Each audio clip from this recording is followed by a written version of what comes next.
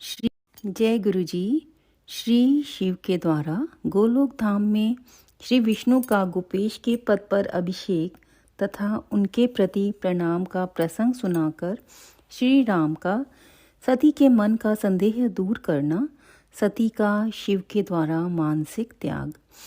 श्री राम बोले, देवी, प्राचीन काल में एक समय परम श्रेष्ठा भगवान शंभु ने अपने परात्पर धाम में विश्वकर्मा को बुलाकर उनके द्वारा अपनी गौशाला में एक रमणीय भवन बनवाया जो बहुत ही सुंदर था। उसमें एक श्रेष्ठ सिंहासन का भी निर्माण कराया। उस सिंहासन पर भगवान शंकर ने विश्वकर्मा द्वारा एक छत्र बनवाया जो बहुत ही दिव्य, सदा के लिए अद्भुत और परम उत्तम था। तत्पश्चात उन्होंने सब ओर से इंद्र आदि देवगणों, सिद्धों, गंधर्वों, नाग आदि को तथा संपूर्ण उपदेवों को भी शीघ्र वहां बुलवाया।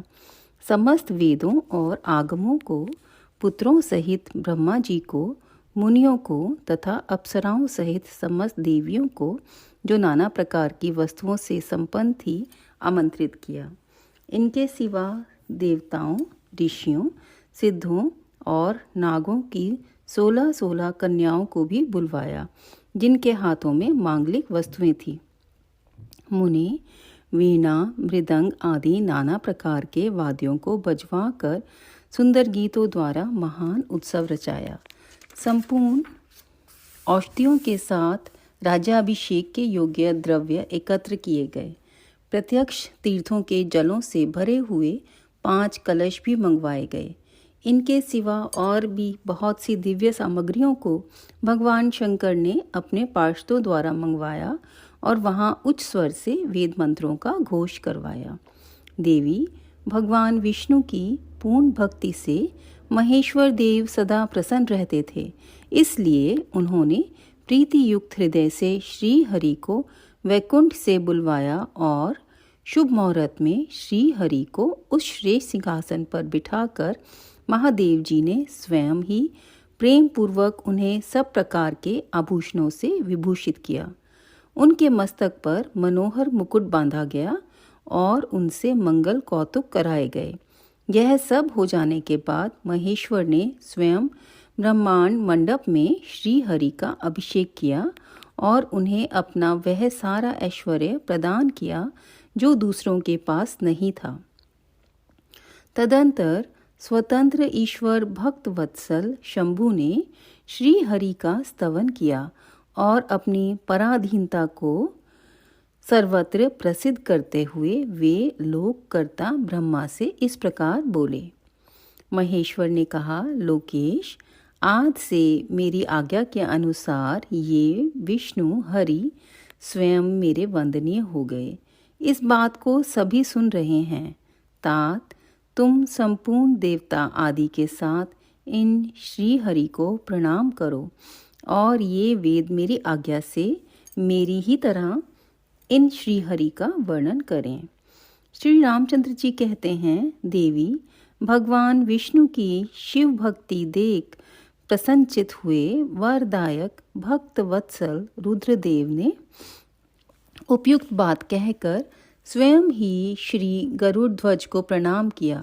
तदंतर ब्रह्मा आदि देवताओं, मुनियों और सिद्ध आदि ने भी उस समय श्री हरि की वंदना की। इसके बाद अत्यंत प्रसन्न हुए भक्त वत्सल महेश्वर ने देवताओं के समक्ष श्री हरि को बड़े बड़े वर प्रदान किए। महेश बोले, हरे, तुम मेरी आज्ञा से संपूर्ण लोकों के कर्ता, पालक और संहारक हो।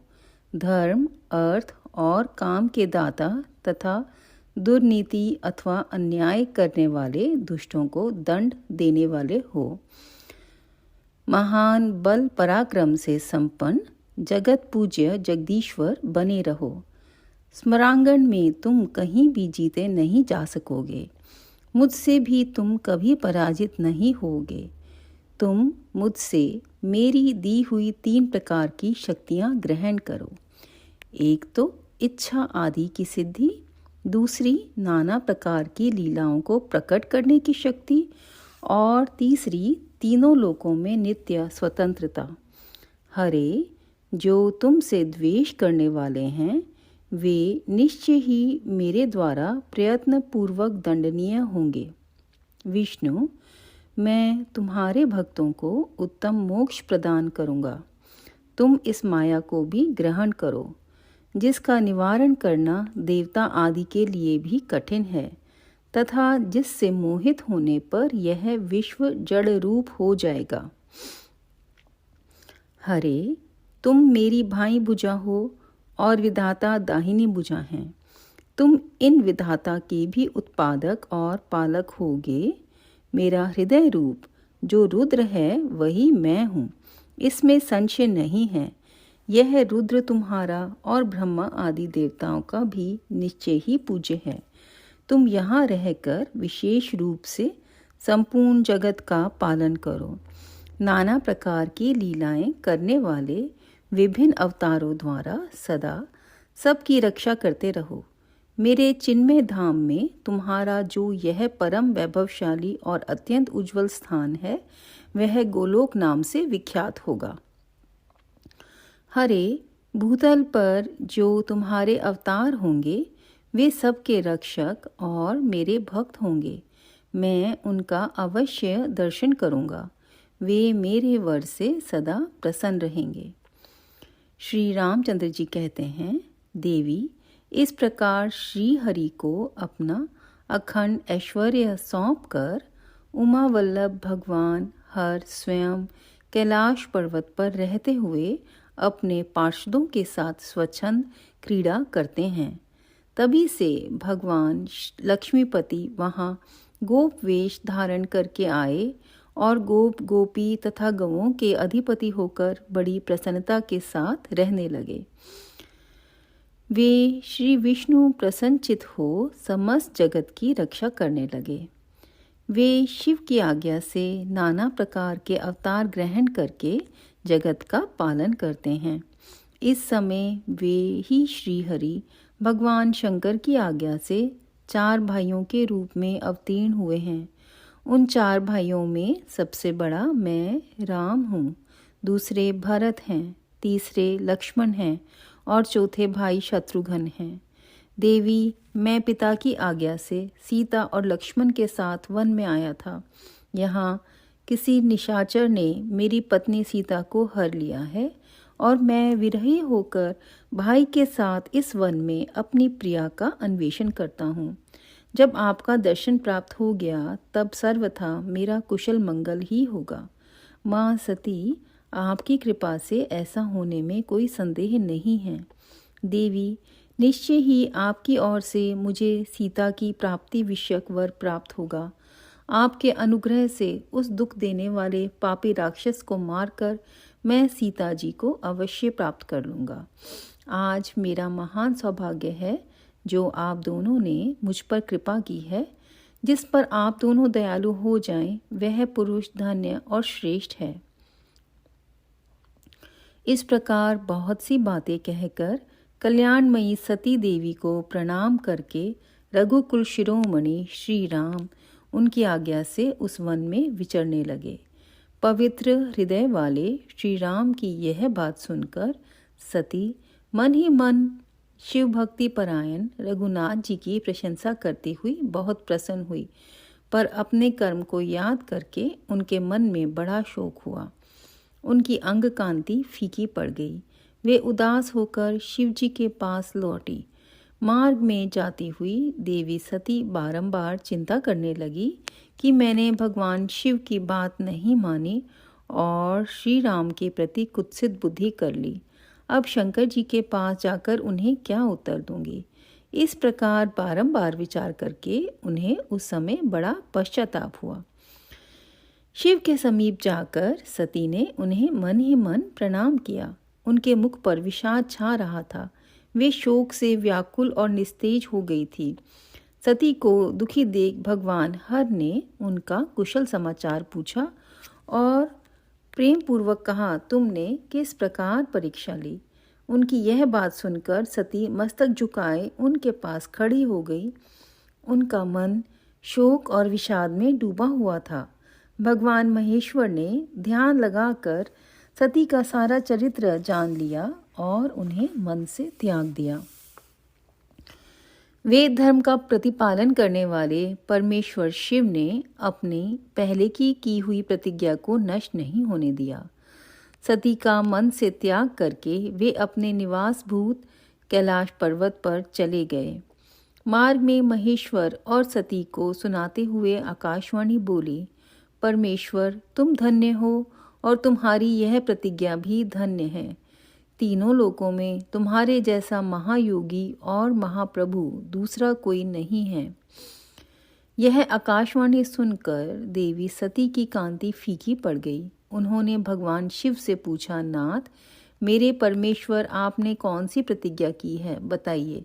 सती के इस प्रकार पूछने पर भी उनका हित चाहने वाले प्रभु ने पहले अपने विवाह के विषय में भगवान विष्णु के सामने जो प्रतिज्ञा की थी उसे नहीं बताया।